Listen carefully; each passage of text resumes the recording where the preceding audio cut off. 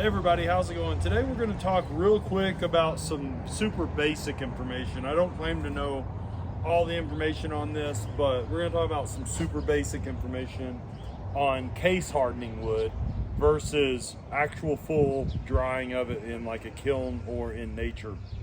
So real quick, when you get blocks of wood that are really larger than maybe 4 to 6 inches in thickness, it becomes super time consuming and expensive to have them fully kiln dried. That's why what frustrates me is, as I build tables such as this and whatnot, I often see statements online on sell sites of their stump table and they're like kiln dried, and it's possible that they let something dry for 6 months, 8 months in a kiln.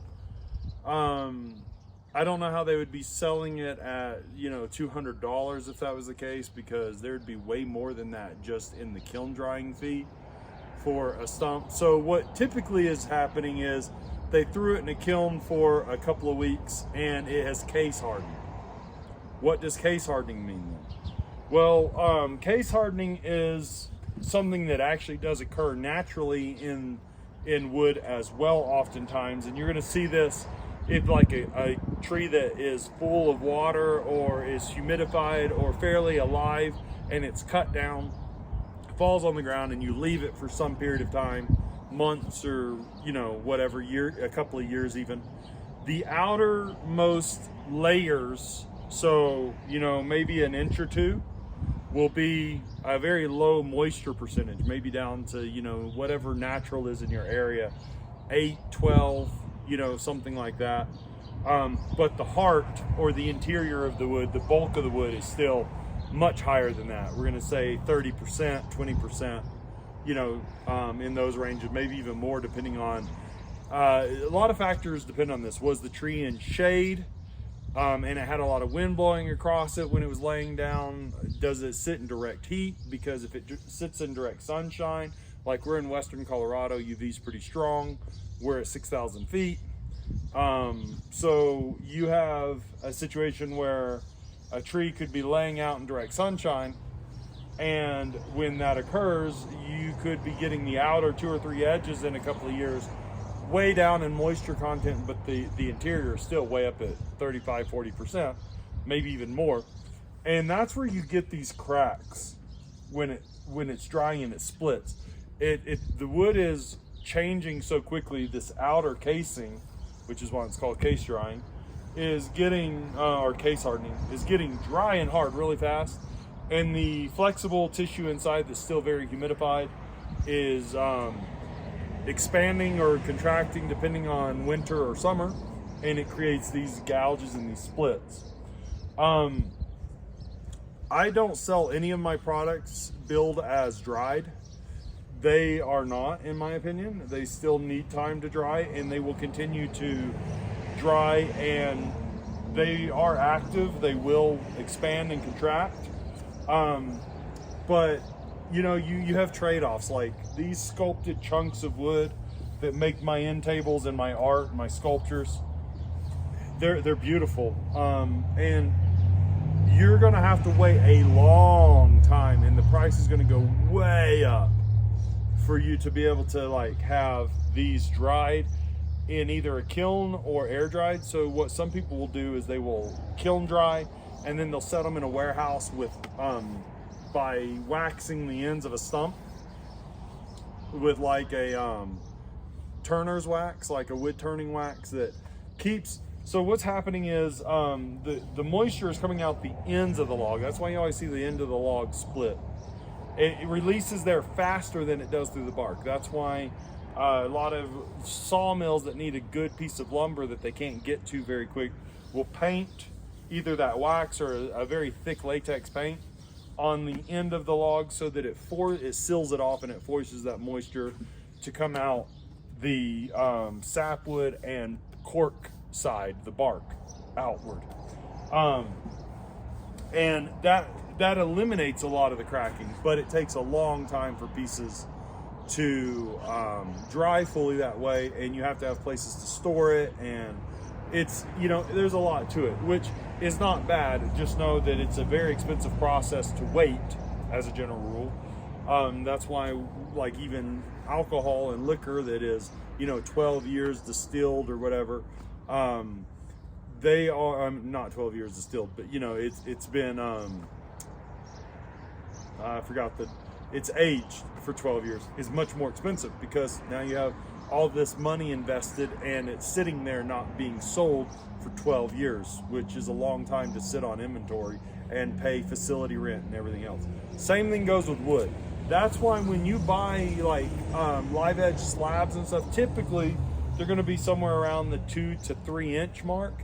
That's like the most efficient thicknesses for kiln drying and it being usable for furniture.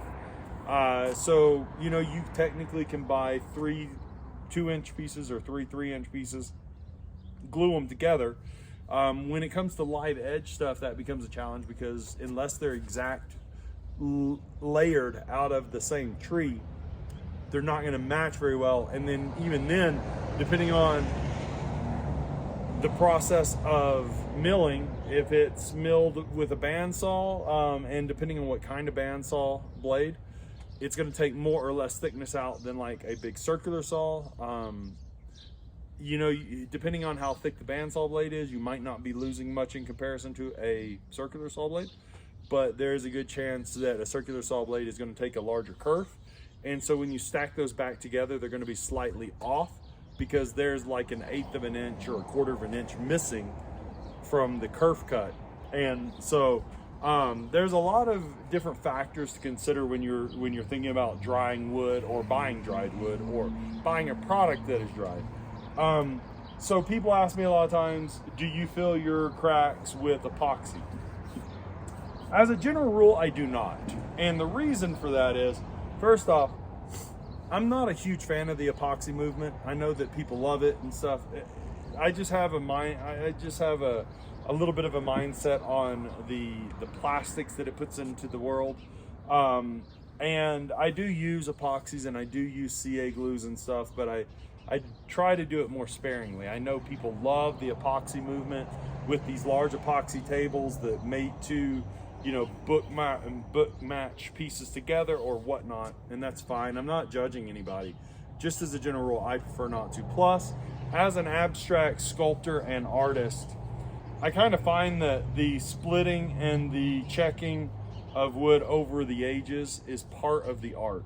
Now, do I have a problem if somebody's like, hey, I bought a, you know, $500 end table from you, it's starting to split more, can you epoxy it and refinish it?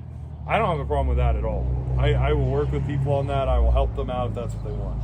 As a general rule though, I might throw some CA glue down in these just to help give a little bit of a bond and keep this crack from splitting more. But here's the thing, if it's case hardened, if the outer edges are dry but the inner section of it is green still, or humidified beyond a reasonable level, so, you know, I'm going to say probably 15% is about as reasonable as you're going to get on a lot of this stuff.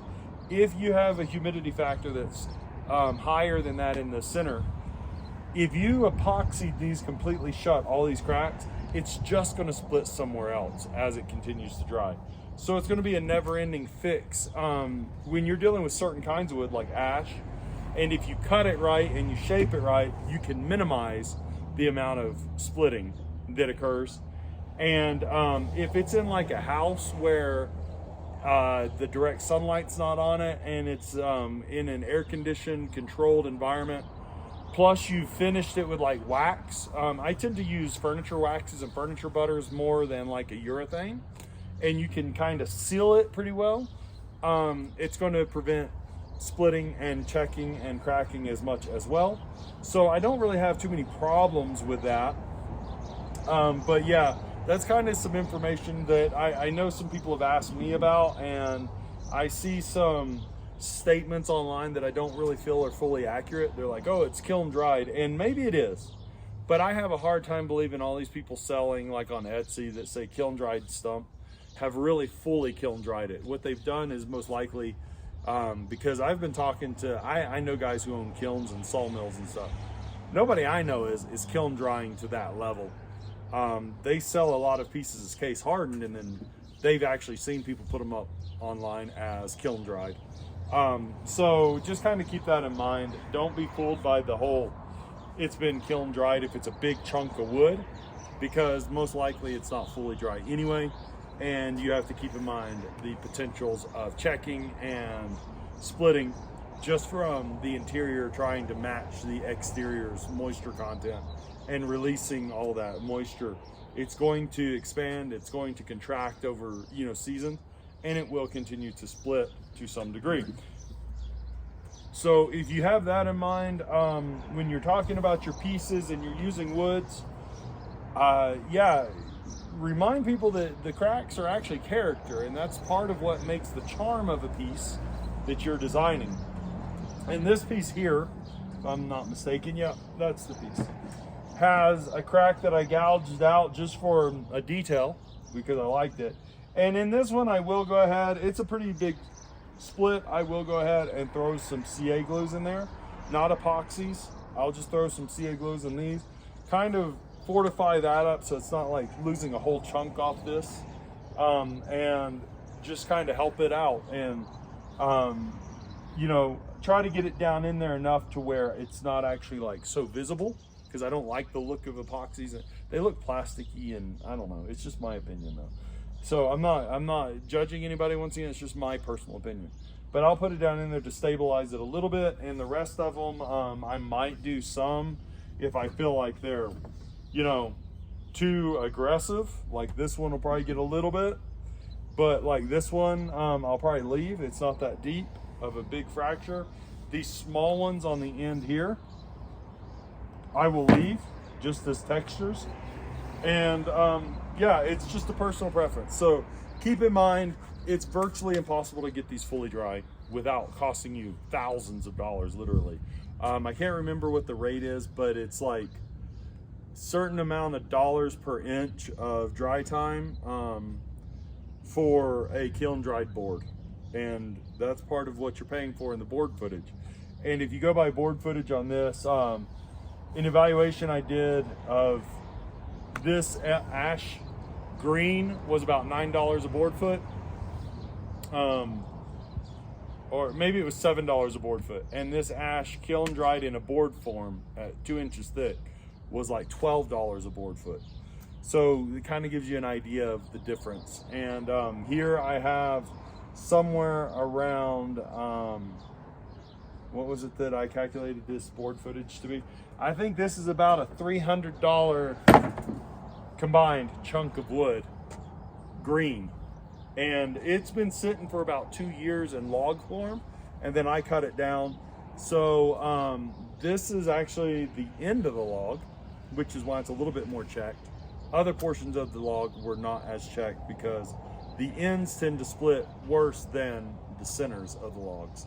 So hopefully that helps you guys out a little bit with some information on case hardening and things. And I know a guy who makes mantles, and he sells them as case hardened as well, because they're like 6 or 8 inches thick by like 5 foot long by like 6 inches deep. And he's not willing to sell them as kiln dried fully either, because he's only leaving them in for about 2 weeks and getting the outermost edges down to about 8 to 12%.